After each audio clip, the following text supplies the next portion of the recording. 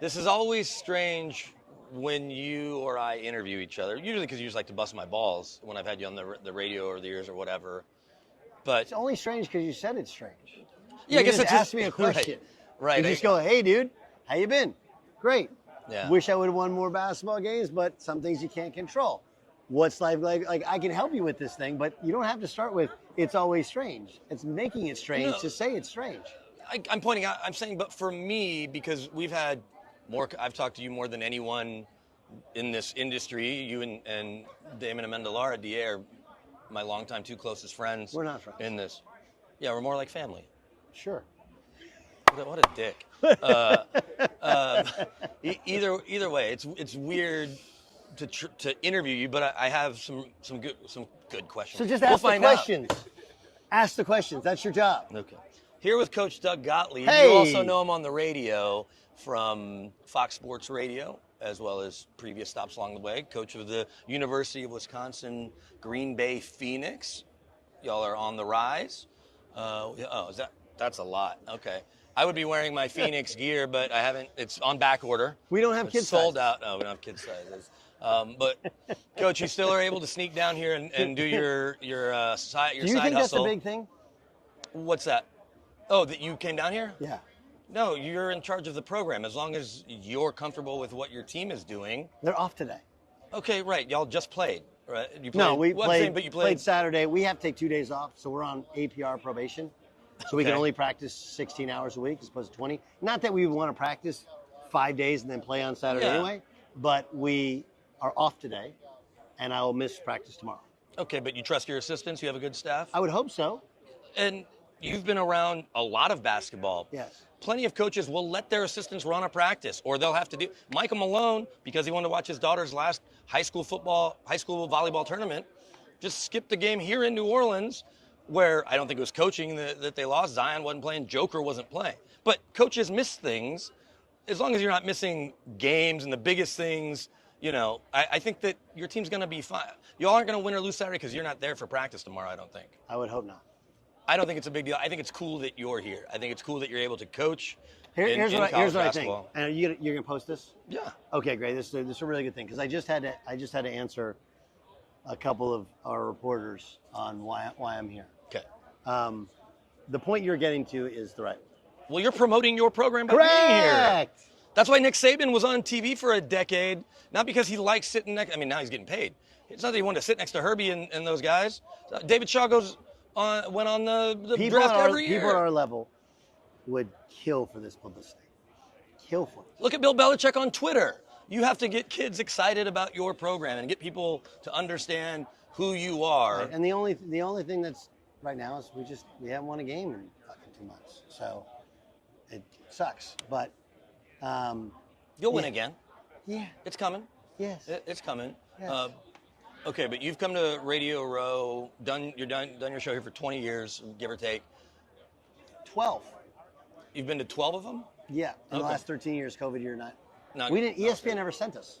Oh, right. So you would just have people, hey, how's the Super Bowl? And they're like, it's great. Yeah, well, Bristol's cold right now, but I hope you're enjoying South Florida or Arizona or whatever. But and I came up with this earlier when we were doing our basketball show. The NFL has no problem knocking the NBA off pedestals, especially on Christmas Day.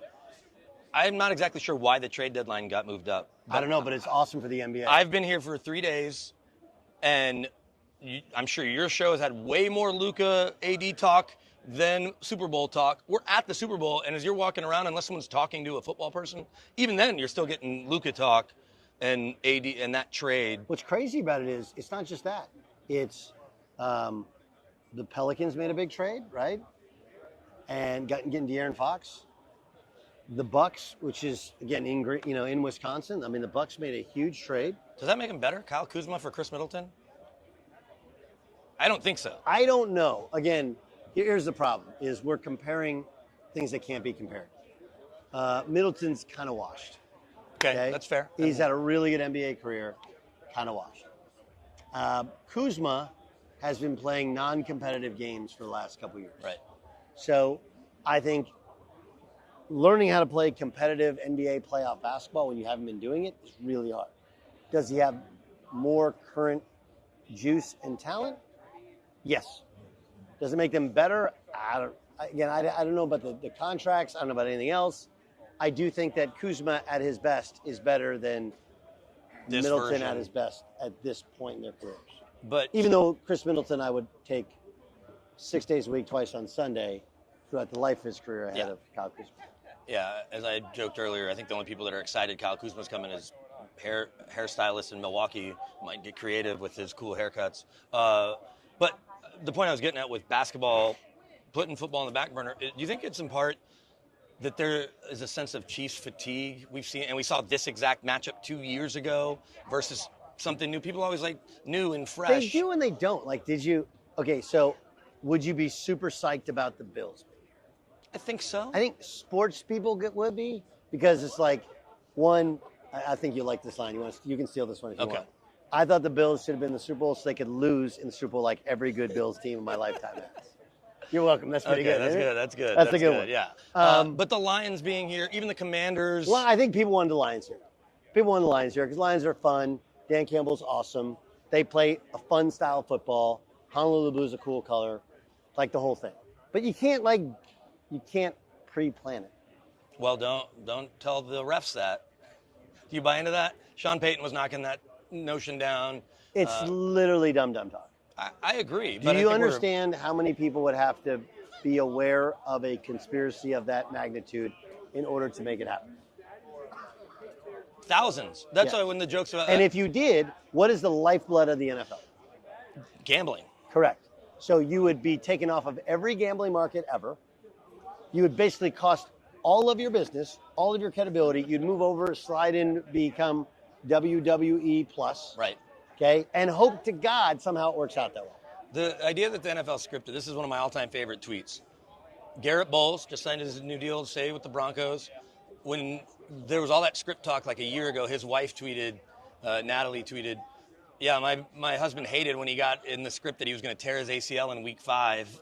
It was a big bummer in our house or something along those lines. Yeah, it's not. But so I think there's some fatigue. But again, that's what we just do as people. We suck as Americans. We suck. I think there's look, we hate everybody, every congressman we hate, every president we hate, every commissioner we hate, every team that wins we hate. You hate your neighbors. Every star that we hate. That's who we are. You hate your friends online. We do. You're like, think of it. Like, again, do I think LeBron's the greatest player of all time? I don't. Some of the things he does a little obnoxious, sure. But for 20 years, he's been in every conversation of being the best player in the NBA, right? He's never committed a crime. He's never had a DUI. Never laid his hands on a woman, right? Yeah. So if the worst thing he does is make the Lakers play Bronny James in the NBA, in comparison to all these other people, it's kind of pretty awesome. Fair? You talk about fulfilling a prophecy. Yeah, everybody's like, I'm tired of LeBron James. Like, you're tired of a dude being awesome and taking care of his body? I want him to play till he's 45 like Tom Brady. Like, whatever. So I actually think we just built my opening rant for tomorrow. Okay, well. We suck. As a society. We suck. Yeah, I think that's completely fair. Let's talk about. I'm not sure we'll ever have a president who goes 2 consecutive terms ever again. Well, as long as the laws stay the same. if they, we'll get. I know that yes. one. I'm just saying. But think about it for a second. Like, it does. It's like the economy was up. Like, what are we actually doing, right? Economy was up, inflation was down. We got rid of Biden. Okay, you didn't like Biden. Okay. Truth is that, like, now you look at Trump's done a lot of stuff. A lot. But all of a sudden, like, his approval rating, like, there's the idea of having back-to-back presidential It's just going runs. to keep. Correct, because we hate anything that is successful. We find fault with. And the Kansas City Chiefs are a perfect example. Like, how can you not appreciate the fact that Kansas City Chiefs went from the best offense, most fun offense we see, to they won a Super Bowl with nobody. Nobody. Like, even now, like, they're kind of a running team, kind of. With a good defense. With a good defense. And the best quarterback who doesn't And the best quarterback I've ever seen play football. Agreed. Right? Same. And you live in Green Bay now, where a lot of people had Aaron Rodgers high on that list as the best they had seen. Right. Well, but Aaron Rodgers, Aaron Rodgers checks every box, except for the one that probably matters the most, which is likability. Now, dudes that like Aaron when he's all in it, love Aaron. Sure. But there's too much of a polarization. Whereas, and I think here's where you and I come in here for so many years makes the total sense. How many quarterbacks have you interviewed where you get done, you're like, holy crap, I think we're best friends. Yeah. And you're not. Yeah. They just have that quarterback thing. There's Drew Brees is a good example of that. The Mannings. Matt Ryan. Yeah, sure. Matt Ryan. All those guys, the reason they get jobs on TV is they come in, they sit down with TV executives. Tony Romo. Right, Tony Romo. Tony Romo is like one of the most likable human beings you're ever going to be around, right? Yeah. I mean, how many times we hung out with him? Remember House of Blues at one time in Dallas? He did the last couple of Broncos games. It was good to catch up. Are we best friends? Now he goes home and he like doesn't even remember any of the interaction. Yeah. But you go home going like, that guy's awesome. Yeah, right. I do. So, I think Aaron Rodgers checked all those boxes, but Pat Mahomes checks that last box, which is unbelievable likability. From everybody in the organization to talking to the people with the Chiefs, and they've got some people on their media staff that started their careers in Denver. So he's as genuine as they come. I got to hang out with him at the Final Four. You've kind of become Boston guy. Me? Yeah, because Boston guys bring everything back to Boston. Oh, yeah. Well, we're in Denver, but either way. I understand. But we also, this is the world at large. I do have, the final political thing. Who's going to win the 2028 election, Aaron Rodgers or Stephen A. Smith? Yeah. I talked to Stephen A. today. I said, you running for president? He's like, nah, keep coming at me on Twitter. I love it. Okay, well, that's good. That's good. Because you don't... It's good that people are asking you to come at them. You're not necessarily asking people to come at you, but they're doing it anyway, even unsolicited. I did want to ask you, though, and I know you've talked to Sean Payton a lot. Yeah. Are you a Bo-lever? In Sean? No, a Bo-lever in Bo Nix. Dude, you watch on the day-to-day. You're way more in tune than I am. I'm just saying, from a distance. The Broncos from a distance, they won 10 games. You do a national radio show. From a distance, here's what I would say. I'd say the AFC West benefited just like the NFC North. In the crossover schedule was super, super soft. Didn't beat any good teams, right? They own the NFC South. Okay. 4-0. But to do it with a really good defense and a rookie quarterback, albeit a super experienced rookie quarterback. He's as old as you are. Who got better and better and better, right? I think it's pretty awesome. Now, the next step is harder. I don't know if I've ever shared with you this analogy, but you have kids now, so I think you'll appreciate Lots of them. If you ask somebody who doesn't have kids, what's the hardest years of raising kids, what will they say? Teenagers. Or when they're little kids. When they're little, because they can't do anything, and yeah. Terrible twos. Yeah. Right? Yep. Okay, terrible twos are your rookie year. The expectations of a rookie quarterback are like, if he screws up, you're like, he's a rookie, right? Didn't play well in the playoffs. He's a rookie. Second year, your expectations are, well, they're not a rookie anymore, right? It's like a 3-year-old. 3-year-old's hard to raise than a 2-year-old. For sure. Right? Because a 3-year-old now, they're in the big boy bed or the big girl bed. They're in underwear, not diapers, right? But they're still only 3 years old. Right. They still don't know a million things. Everything scares them or everything intrigues them, whatever. They don't have the experience of life to understand what they should and should not be doing. And oftentimes they have those emotional outbursts, right? Right. And your expectations of them are, hey, you're not 2 anymore. Yeah. You're a big boy now. You're a big girl now. Once you act like a big, but they're still 3 years old. Same thing with a quarterback, right? Next year, Bo Nix doesn't get the pass of, he plays terrible against a good team. You're like, yo, he played bad. Like, yeah, well, their schedule's going to be harder. They play better teams. The expectations are raised, and yet he's only played 18 NFL games. Right. You know? Right. He's still very inexperienced against NFL, and yet your expectations of him are like he's Pat Mahomes. He's seen every defense. He has and he hasn't. Reality is year 2 is a lot of times harder than year 1. So am I a believer? A Bo-lever. A Bo-lever? You have to be a Bo-lever. If you are, I am, because you see that crap every day. And I'm not one to really go at the team and call for people's job. I was just reserving judgment on the Bo Nix pick. But you know that's what I'm doing. But you know who told me that it was going to be the right fit, and I trust his football opinion, especially with quarterbacks, as much as anyone, is a guy that you and I have known a long time in Chris Sims. And he told me at the comment, he's like, Bo Nix is the perfect quarterback for Sean Payton. He's exactly what he wants. And Chris was right. And with what he's able to do, like, I don't know if Bo Nix is in Jacksonville right now instead of Trevor Lawrence. Can I curse? Yes, this is the internet. Okay. I'm going to tell you why Bo Nix works and why Chris is right and why Russell Wilson won't. And this is from the coaching perspective. Okay? And I struggle with this all the time with my guys. Yeah. I have a kid named Mac Recchi. Okay, Mac Recchi's from Heartland, Wisconsin. Arrowhead High School is our all-time leading scorer. When I got the job, the previous staff's like, great kid, not good enough. Okay, and Mac Recchi's starting for me. Now, you could say, well, that's why you lost all the whatever. But the reality is, I tell everybody, the reason Mac plays is because he fucking does what I ask him to fucking do. Sometimes he does his own. I tell my guys, don't do your own shit. Okay? Outside of my 3 hours a day on a radio show, outside about the 5.5, 6 hours a day, the whole rest of my day is spent trying to make them better versions of themselves. Just do what the fuck I ask you to do. Nothing else. Okay? If you do that, you're going to get shots, you're going to get minutes, you're going to get a chance to be a part of a winning program. And so Mac, if you watch him play, there's certain shots. He's only shoots catch and shoot open jump shots. He doesn't go through his legs 5 times. Like, he pissed me off last game because he took a dribble and the guy played off him and then he shot the ball. I said, Mac, is that a good shot? He said, well, I was open. It's like, is that one of the shots that we want you to take? He's like, well, no. Like, all right, but there's your answer, right? So it's not about make or miss. It's about process.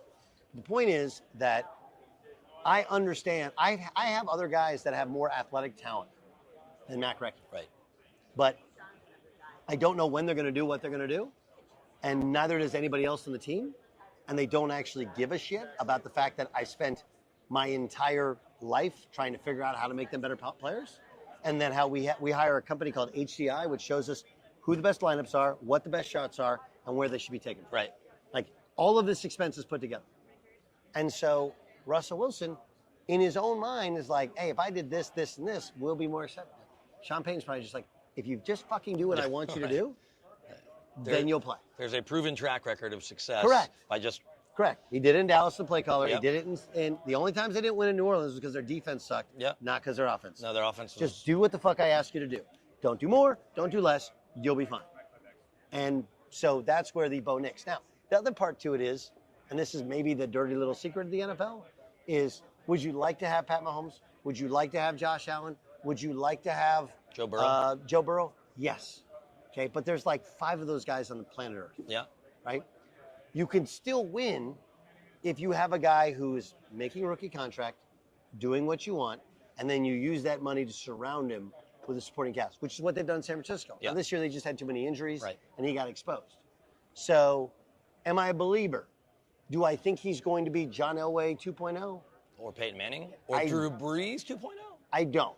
Okay. I think those are unrealistic expectations. Because he is still the guy who did turn the ball over too much at Auburn. Not that he didn't play great when he's at Oregon.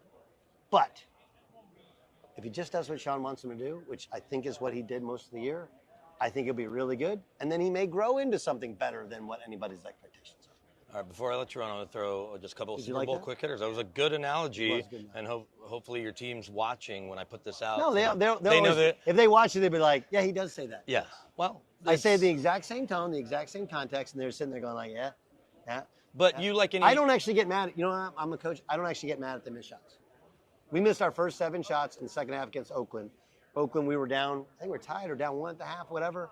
And like, I wasn't mad. It was like, those are all the shots we want you to take. Yeah, if they're good You did shots. exactly what I want. Now, we didn't fucking rebound for save our life. Right. And part of it is that apparently in our league, when we play, you're allowed to grab guys and throw them out of the way and then go like, hey, like, I don't know. It's not a foul. It's only a foul when we do it. Does the Horizon But- League fine for ref comments? Am I have to? I didn't beat make a this? negative ref No, comment. you're right. I just said You're I have allowed video, to do I have this. video to support Video evidence. the Okay. fact that I'm completely unaware.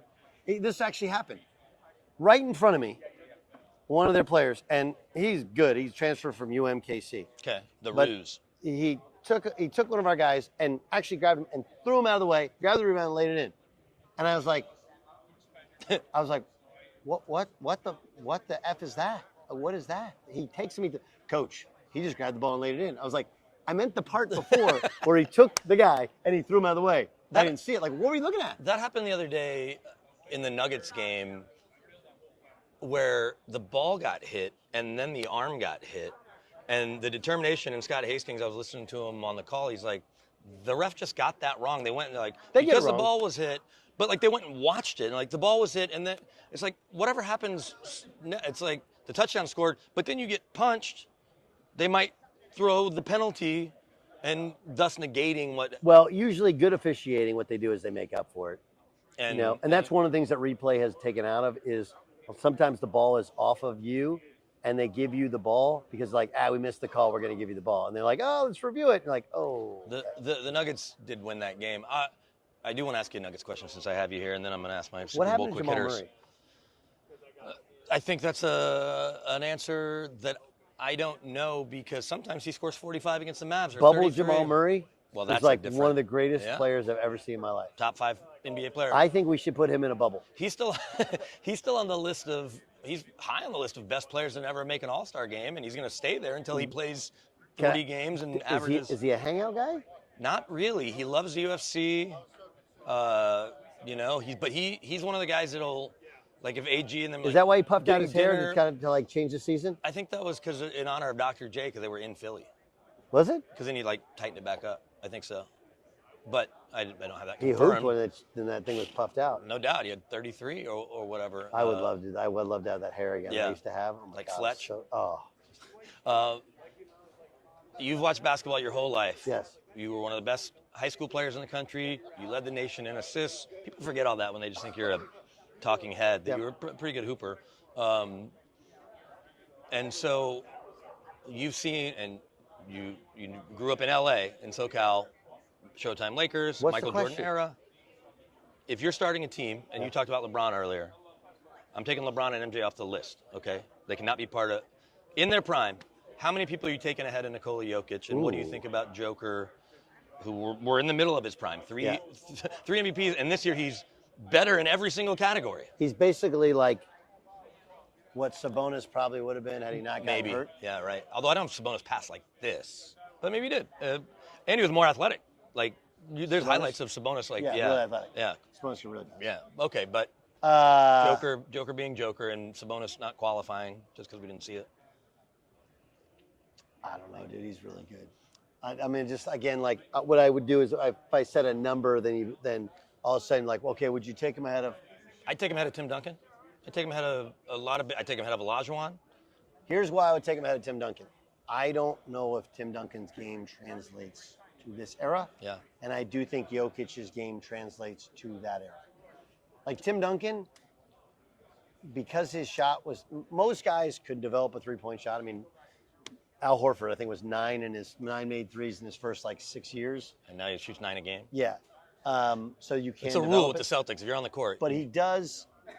But Duncan's is like a line drive, and basically like free throw line was about the limit. Top of the key was a stretch, so it'd be hard. But he's so light on his feet, and he has amazing hands on rebounds. Like the things you can't teach that. It feels like every ball that's up, he's going to grab unless someone literally jumps over him. But it's like he tips it and finds it. There's a creativity to how he plays. I just think it's awesome. So I don't know, like. If you're going to take Magic and Bird, I'm not going to argue with you. I'm going to take Magic and Bird. Kobe, who you had a relationship with. I would probably take him ahead of Kobe. Yeah, I think he makes everybody better. I liked Kobe, the person at the end. Yeah. But I was never in love. What I loved was the competitor in Kobe. He was a dog. He had a Mamba mentality, if you will. Yeah. Some say. But I mean, like, let's be honest. He was selfish. Took bad shots. Yeah. Or didn't take any shots. Yeah. He could pout.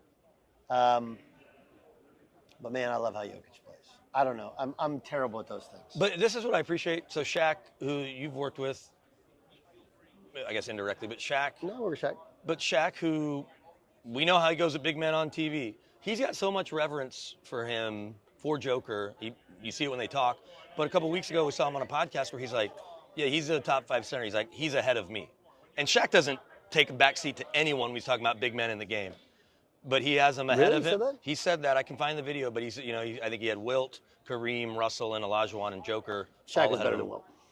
Shaq was more competitive than Wilt. Wilt wasn't a great competitor. But again, I didn't see him play. This is more my dad always telling me. But he's definitely, and I would definitely put Joker ahead of. Wilt might have been a selfish player. Well, Wilt did lead the league in assists one year. Yeah, But it was late in his career, and it was like as a fuck you to everybody. Well, I can if I want to, but he didn't know how to win. the other day when Joker had 35, 22 rebounds and 17 assists, the last guy that had 30, 20, and 15 was Wilt in 67. Like every time it's not since Wilt Chamberlain. All right, some Super Bowl quick hitters, and then you can get back to the recruiting trail.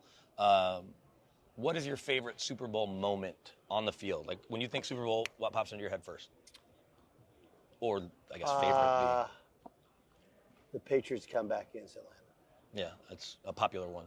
Well, it's again personal story to me. You know my family well, so we're in Westport, Connecticut, and I think it's pronounced Westport. My kids had become, Hayes was a big OBJ fan, but they all loved the Patriots because they were all born in Connecticut, and they were like, you know, all their friends were Patriot fans, Right. and it was the first Super Bowl where they were all like school age, and so the girls were kind of into it. So we're watching the first half, and it's 28-3, and I was like, okay, bedtime, right? And they all made me promise that if the Patriots came back, I would wake them up. Okay. So I'm sure in the game it went super fast, but in like real time was like they scored the first touchdown. You're like, yeah, it's over. It's still, you know. And then it started to kind of snowball, and then I was like, do I wake him up? And you know, What was her mom saying at the time? and Angie was like, no, they're fine. Let them sleep. They're not winning this game. And then it got to like really close, and then I was like, well, if I wake them up, they're never going to go back to sleep. And they had school the next day. So you hit record on the DVR? I didn't think we had DVR. You did. It was invented. This wasn't No, but that I long didn't ago. have it Oh, that's on weird. that TV. Okay. So, and I remember watching it going like, holy shit. And then so we actually, That was the same building. I was there where Chris Jenkins hit that three that he banked in. So you had first overtime Super Bowl and overtime in the championship. so Same building. I just remember like I one, couldn't believe what I was watching. And then two, What a bad dad you were. yeah, well, we had this big TV in our bedroom and Grace's room. And Grace is like not into sports at all. Yeah. But she like wanted to pretend like she was super into the Patriots. Okay. But I'm like, do I wake her up? They were all like asleep, like out. You know, and you have kids now, so Yeah. you know, like you don't wake a kid Nope. ever. Nope.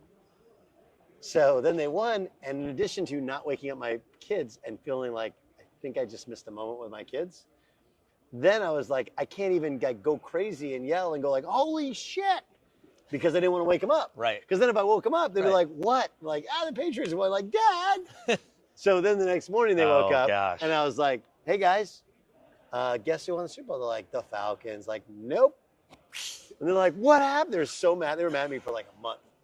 Man. A month. And I bet you if you bring that up to them, that's probably still the Super Bowl memory they Yes. remember because Yes. like, oh, Dad didn't wake us up. Yes. Yeah. No. I just talked Yeah. to my son. I was like, I go, hey dude, because we play Saturday, and I was like, there's a snowstorm Saturday night, so I don't think I'd be able to get out. I don't know what we're gonna do, but I was like, hey, I'll come. Like, let's go watch Super Bowl in Oklahoma. Yeah.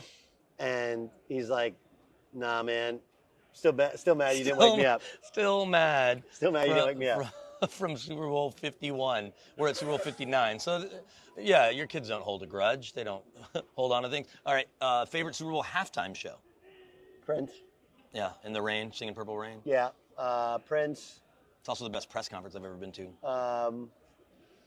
I like the LA one. A little cheesy. Yeah. You know, with the set and stuff. Sorry to be boring you. But I mean, it's been a bit of a long day. I know, I get it. But it's The set and you're a SoCal guy. it's SoCal, Snoop Dogg, Dre. Dr. Dre. Like that's my jam Yeah, right there. of course. Like if you could just reincarnate Tupac, that would have been like the greatest halftime They show. could have. I don't like the superimposed. the hologram. Yeah, I don't like Could have gone down to whatever island he's on and got him to come out of retirement. Oh, Tupac's alive. And then the final question on Super Bowl Sunday. I guess you're watching it in your bedroom while your kids are sleeping. That's different. But if you're at a Super Bowl party, hosting a Super Bowl party, if you end up having a Super Bowl party with your team, what's a go-to, must-have snack, food item at any good Super Bowl party that you're seeking out or making sure to make? Great question. Hey, thanks. That was good for one. When was the moment that what happened? Oh, when was the moment that we switched to wings? Wings has been the most popular answer for sure, but it feels like it was when we were in college because I never had wings when we were in college. I remember fraternity brothers at KU, and you came up and visited me. I went down to Stillwater and visited you, but they would go to this place, Henry T's, every Sunday and watch football. I just wanted to watch the Cowboys because Red Zone didn't really exist, and I didn't want to be distracted by Bears, like wherever the Cowboys were, and they were on TV a shitload, so I would just watch the Cowboys. But they would go to this place, Henry T's, and have wings and watch football every Sunday, and so it feels like late 90s and into the early wings became, and Buffalo Wild Wings came, or BW3, and it became, so that feels about right, as we were in college and right out of college. Well, BW3's was the first one I went to was in South Bend when I was in Notre Dame, and it opened up. So that would have been 95-ish? 96. 96. In the spring it opened up. But it's weird, like literally, like people forget, we didn't have wings. No, unless you're in Buffalo. Until like 20 years ago, people started eating wings. Yeah. My first time trying wings, Buffalo wings, was in Buffalo in the NCAA tournament in 2000. And even then, it wasn't like a thing. It wasn't like, hey, watch the game, let's go get some wings. So I'm going to say... Where you almost fought Wojo, right? That was 99? I'm going to say, no, Wojo was 98. Oh, okay. Sophomore year. I'm going to say guac, high-level guac. Yeah. Malik Jackson kind of said the same thing, like, but he's like a table made, but you don't make it at the table, right? Like, don't give me I went and bought a guac at a store. Give me something with fresh tomatoes, fresh onions, some cilantro, some lime, some garlic, right? Get it all mixed up, throw some pepper in there, throw some salt in there, and I need a high level of chips. High level of chips. The chips can't be so thin that the second I dig in, they break apart. Right. But they can't be so thick that it feels like I'm just eating too much chip. Yeah. So, got to start with guac. You can do the salsa, you can do a little queso as well, but it starts with the chips. And then I think it needs to be a variance. Like if you're really going to have a party, like you got to have wings, you got to have pizza, but I think you got to have either burgers or ribs as well. Like this is an all day eating event. Yeah. And I don't know if we've talked about this, you know how close I am with Miles Simon. So his late father used to have a Super Bowl party every year, and it was potluck. And people would bring stuff, and it was great. And what we do is we'd eat all that, and then at halftime we'd go outside and play dunk ball 5-on-5 on these low hoops at the element, and we never come back in because the game was always a blowout. Yeah, always. Like never had an overtime game until the one that you didn't wake your kids up. The reason I don't really have many memories of great Super Bowl games is because my entire childhood they sucked, except for maybe Giants, Bills, which I did watch with my dad. He's a big Giants fan. So yeah, I would say, got to start with guac and all the chip things. Then you work your way. And like, look, I want some fruit. I want a little bit of everything. Like, don't come with just one entree. That's weak sauce. Well, I think I've asked everything I can ask. And I appreciate your insight on all of that. Maybe we've found some new University of Wisconsin Green Bay Phoenix fans. If anybody wants to donate to the Phoenix Fund, you let me know. Okay, Phoenix Fund, that's your collective. Phoenix is rising. We are rising. I've got some Phoenix gear on back order, but they're sold out of a lot of it. But once just I told we had Kids Day, and so Okay. Oh, and that took all your sizes. That was it. Yeah. It is worth noting for years when Doug would talk about getting jobs, I would ask you because I used to be a pretty avid recreational hooper and playing in leagues, whatever. And I liked wearing cool basketball shorts. I had one pair of Oklahoma State shorts. I can give you. Right, but I've stopped asking for basketball shorts because I don't play basketball anymore. So I'd rather have a cool polo. My issue with our game shorts is I have all our game shorts. I guess the real question is, why are you wearing a Phoenix shirt under your shirt? I'm not today because we have a Fox Sports Radio has a deal with Travis Matthew. Oh yeah. So I was asked to wear all Travis Matthew. Oh, I've got a Travis Matthew shirt, Travis Matthew Colorado. Can I come rock it at the Fox Sports Travis Matthew deal? Okay, sure. All right, cool. Doug, I love you. I'm glad I got to see you in the middle of your season. I can't believe you skipped practice to come down here. Oh, fuck you. But the great Doug Gottlieb, follow him on Twitter at Gottlieb Show.